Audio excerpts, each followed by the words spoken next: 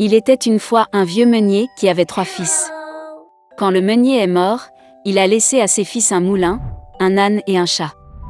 L'aîné a eu le moulin, le milieu a eu l'âne et le plus jeune a dû prendre le chat. Les frères aînés se moquaient de lui, mais le chat a promis qu'il enrichirait son jeune frère s'il lui donnait une paire de bottes et un sac. Le propriétaire a été surpris, mais a répondu à la demande du chat. Le chat a immédiatement enfilé ses bottes sur ses pattes arrière, a versé de l'avoine dans le sac, l'a jeté sur ses épaules et est parti à la chasse. Dans la forêt, il a ouvert le sac, l'a jeté par terre et s'est caché dans les fourrés.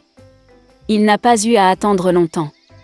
Un lièvre curieux a galopé vers le sac et y est monté pour se régaler d'avoine. Et le chat n'attendait que ça. Il sauta du fourré, resserra le sac, le souleva sur ses épaules et se rendit au château royal. Le roi de ce pays était un grand amateur de bonne nourriture. Le chat s'inclina profondément devant lui tendit le lièvre et lui dit que c'était un cadeau de son maître, le marquis de Carabas. Le roi fut agréablement surpris par cette surprise. Le chat s'inclina, comme un vrai noble, et prit la route. Le lendemain, il est retourné à la chasse avec le sac. Cette fois, il réussit à attraper 2 grosses perdrix. Le roi était ravi de voir un autre cadeau agréable. Pendant plusieurs semaines consécutives, le chat a continué à porter des perdrix et des lièvres au roi. Mais il n'a rien dit à ce sujet à son propriétaire affamé et émacié. Une fois que le chat a vu une princesse dans le palais, elle était très belle. Le chat s'est rendu compte qu'elle serait une merveilleuse épouse pour son maître. Et donc le roi voulait enfin rencontrer le marquis. Le chat a répondu qu'il pourrait le retrouver demain pour une promenade là où se trouvaient les moulins. Et lui-même courut à toute allure vers le moulin. En voyant le propriétaire, le chat a dit que demain il devra nager dans la rivière, puis sa vie changera. Le lendemain matin, dès qu'il est entré dans l'eau, le chat a attrapé ses vêtements et les a cachés dans les buissons. À ce moment, la voiture royale parut sur la route. Le chat a sauté sur la route et a crié à plein poumon « Sauve-moi! Aidez-moi! Le marquis de Carabas se noie !» En entendant cela, le roi a ordonné de tirer le marquis hors de l'eau. Le fils du meunier a eu très peur lorsque 2 gardes ont commencé à le traîner hors de la rivière, où il se prélassait dans l'eau chaude. Le roi a ordonné de lui apporter sa tenue de soie. Le fils du meunier a d'abord refusé, mais il a tellement aimé les vêtements brodés d'or qu'il a volontiers enfilé la tenue royale. Le roi l'invita à monter dans la voiture, où était assise la belle princesse. Le fils du meunier fut stupéfait, mais sans plus tarder monta dans la voiture. 1 minute plus tard, la voiture roulait à travers les champs et les prairies qui appartenaient aux géants mangeurs d'hommes qui vivaient dans un immense château. Le chat ne perdit pas de temps, et quel était l'esprit se précipita devant la voiture vers le pré, où les moissonneurs travaillaient à la sueur de leur front. Il leur a demandé de dire que ces champs appartiennent au marquis de Carabas, sinon le cannibale maléfique les mangera. Avant que les moissonneurs étonnés ne puissent répondre, la voiture du roi s'arrêta. Et quand le roi demanda de qui il s'agissait, ils répondirent dans un chœur amical que ces champs appartenaient au marquis de Carabas. Pendant ce temps, le chat est allé directement au château du mangeur d'hommes. Avec une dextérité féline, il sauta par-dessus le mur de pierre et pénétra dans le château. Le cannibale était assis à une grande table chargée de divers plats. Voyant le chat botter, il fut très surpris d'une telle impudence. Le chat a commencé à taquiner le géant et a dit qu'il ne pouvait pas se transformer en lion. Avant que le chat n'ait eu le temps de prononcer ces mots, le cannibale s'est transformé en un énorme lion avec une crinière hirsute. L'âme du chat est entrée dans ses bottes par peur, mais il l'a surmontée et a dit que le cannibale ne pourrait jamais se transformer en souris. Le terrible lion a disparu et une petite souris est apparue à sa place. Et c'était tout ce dont le chat avait besoin. En un clin d'œil, il a rattrapé la souris, l'a attrapée et l'a mangée.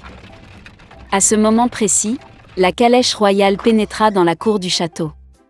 Ouvrant les portes de la voiture, le chat s'inclina poliment et dit qu'il était heureux de voir tout le monde dans le château du marquis de Carabas. Il est difficile de dire qui était le plus engourdi de stupeur à ces paroles, le roi ou le fils du meunier, qui ne comprenait déjà rien du tout. Le chat a emmené les invités à table. À la fin du dîner, le roi, après avoir mangé au maximum, a dit que le marquis était en effet un homme très digne, donc il donnerait volontiers sa fille à sa femme. La princesse était heureuse, jeune, belle et d'ailleurs, elle aimait beaucoup le riche marquis. Bientôt, ils ont joué un mariage. Le fils du meunier épousa donc une princesse et devint prince. Ils ont tous vécu heureux pour toujours, en particulier le chat, qui arpentait fièrement le palais en bottes hautes. Il était une fois une mère porc et ses 3 porcelets. 3 frères ont la même taille. Ronds, roses, avec les mêmes queues drôles. Tout l'été, les cochons jouaient dans l'herbe verte, se prélassaient au soleil, se prélassaient dans les flaques d'eau. Mais l'automne est arrivé. Un jour, ma mère a dit qu'il était temps pour eux de penser à l'hiver. Elle leur a demandé de construire une grande maison. Le jeune frère a dit que l'hiver était encore loin. Le frère du milieu a dit qu'il construirait sa propre maison en cas de besoin. Et le frère aîné a décidé de construire la maison lui-même. Les frères cadets et intermédiaires n'ont fait que jouer à leur jeu. Il faisait de plus en plus froid chaque jour. Le jeune frère a décidé de construire une maison en paille. Le frère du milieu pensait qu'il ferait très froid dans la maison au toit de chaume en hiver. Il a décidé de construire une maison à partir de brindilles et de brindilles. Le soir, leur logement était prêt. Ils étaient très fiers d'eux-mêmes et ne pouvaient pas se lasser de leur bâtiment. Maintenant, ils étaient libres et pouvaient faire ce qu'ils voulaient. Ils ont décidé d'aller voir leur frère aîné et de voir quel genre de maison il s'était construit. Le frère aîné était occupé à construire. Il a appliqué des pierres, malaxé de l'argile et s'est lentement construit une maison fiable et durable. Les jeunes frères ont trouvé leur frère aîné au travail. Ils étaient très surpris du genre de forteresse qu'il construisait. Le frère aîné a continué calmement à travailler. Les frères cadets et intermédiaires ont commencé à plaisanter et à rire de sa maison. Ils étaient tellement amusés que leurs cris résonnaient loin à travers la pelouse. Le frère aîné a demandé à se taire, car le loup pouvait les entendre. Les frères cadets et intermédiaires étaient encore plus amusés. Ils ont décidé que le frère aîné n'était qu'un lâche. Et les 2 braves frères sont allés se promener. En chemin, ils ont chanté et dansé, et quand ils sont entrés dans la forêt, ils ont fait un tel bruit qu'ils ont réveillé le loup qui dormait sous le pin. Le loup mécontent et affamé se rendit à l'endroit d'où provenaient les hurlements de 2 cochons stupides. Les frères marchaient joyeusement et parlaient de la facilité avec laquelle ils traiteraient le loup. Et soudain, ils ont vu un vrai loup vivant. Il se tenait derrière un grand arbre. Il avait des yeux très mauvais et une énorme bouche à pleines dents. Les frères étaient si effrayés que leurs queues minces tremblaient finement, finement. Le loup se prépara à sauter, il fit claquer ses dents et cligna de l'œil droit. Les porcs reprirent soudain leurs esprits, hurlant à travers la forêt, se précipitèrent pour s'enfuir. Soulevant des nuages de poussière, ils se précipitèrent chacun dans sa propre maison. Le jeune frère a couru vers sa hutte au toit de chaume et a claqué la porte devant le loup. Le loup grogna et demanda d'ouvrir la porte. Le jeune frère, par peur, ne put prononcer un mot. Puis le loup a commencé à souffler. Le toit léger s'est instantanément envolé de la hutte au toit de chaume. Le loup prit une profonde inspiration et souffla une seconde fois, et la maison en chaume vola dans toutes les directions. Le loup était ravi, claqua des dents et se jeta sur son jeune frère. Mais le cochon esquiva habilement et courut. Il a couru à la maison du frère du milieu. Les frères réussirent à s'enfermer et se regardèrent avec consternation. Le loup s'est fâché et a commencé à souffler. La maison est légèrement de travers. Le loup a soufflé une seconde, puis une 3e, puis une 4e fois. Mais la maison était toujours debout. Le loup prit une profonde inspiration et souffla pour la 5e fois. La maison a tremblé et s'est effondrée. Une seule porte resta quelque temps au milieu des ruines. Dans l'horreur, les porcelets se sont précipités vers la maison de leur frère aîné. Le loup a couru après eux. Il était sûr que cette fois les porcs ne le fuiraient pas. Les porcelets se sont rapidement précipités devant le grand pommier sans même le heurter. Et le loup n'a pas eu le temps de se retourner et a heurté le pommier, qui le recouvrait de pommes. Une pomme dure le frappa entre les yeux. Une grosse bosse sauta sur le front du loup.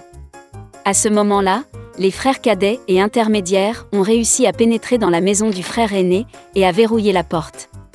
Le loup courut vers la porte, grogna et demanda d'ouvrir la porte. Les jeunes frères avaient très peur et ne pouvaient rien dire en retour. Et le frère aîné savait que lui et ses frères n'avaient rien à craindre dans une maison en pierre solide. Puis le loup a aspiré plus d'air et a soufflé dès qu'il a pu. Mais peu importe combien il a soufflé, pas une seule pierre n'a bougé. Et puis il a levé les yeux et a remarqué une grande et large cheminée sur le toit. Il monta prudemment sur le toit et commença à descendre le tuyau. Les cochons ont entendu un bruissement. Le frère aîné a immédiatement deviné quel était le problème. Il se précipita rapidement vers le chaudron, dans lequel l'eau bouillait, et en arracha le couvercle. Le loup descendit la pipe et tomba directement dans le chaudron. Ses yeux s'agrandirent sur son front. Le loup échaudé s'envola avec un rugissement sauvage et se précipita dans la forêt. Et les 3 petits cochons se sont occupés de lui et étaient heureux d'avoir si habilement enseigné une leçon aux méchants voleurs.